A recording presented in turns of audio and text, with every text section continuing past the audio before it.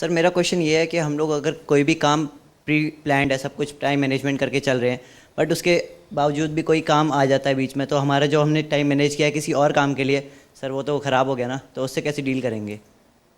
कोई फ़र्क नहीं पड़ता उससे।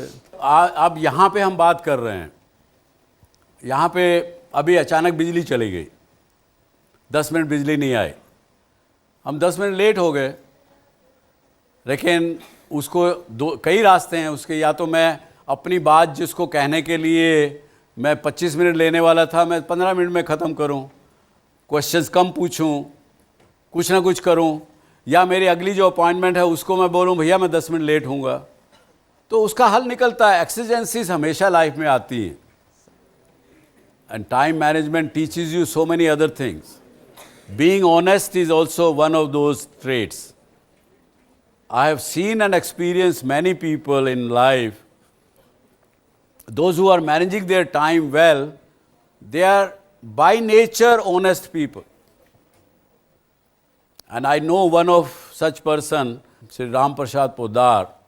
He was the CEO, managing director of Century Mills, owned by Bidlas in Mumbai. And I have come in contact with that man.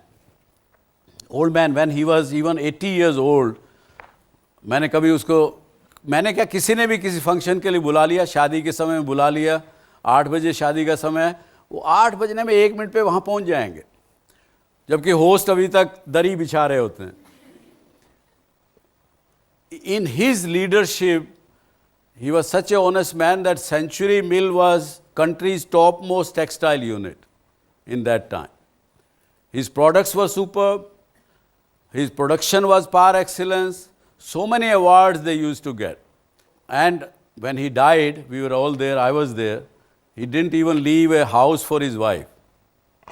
Such dead honest person. उसकी जो income होती थी उसमें से भी 10-20% दान देता था. तो टाइम मैनेजमेंट वाले लोग, mister Sridhar, who is known to be Delhi metro person, उन्होंने रामेश्वरम में एक पुल, राम सेतु जिसको बोलते थे, 1963 में ध्वस्त हो गया था. उसको रेलवे वालों ने कहा कि 1 साल लगेगा हमको इसको रिपेयर करने में. इस आदमी ने टाइम मैनेजमेंट की वजह से, डेडिकेशन की वजह से, अपने श्रम से 46 दिन में उस पुल को ठीक कर दिया. पूरा देश उसको कदर करता. That is what I meant by when I said that you could become an extraordinary human being by doing the time management. There are so many examples of that. So living in present is very, very important, friends. You have to learn how to live in present and how to respect the time. My question to you, sir, is that you're a man of great experience, and we have come to the conclusion that we cannot compromise on creativity and time management. So how do you suggest, from your past experiences, that one manages time without compromising on creativity? When you are time managing well, your creativity will soar. There is no question about it. You have to experience it.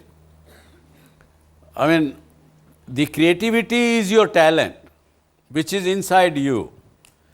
Creativity doesn't come to you with an experience, books, knowledge, or with the experience or knowledge. Either of them doesn't teach you creativity. Creativity is kind of part of your talent.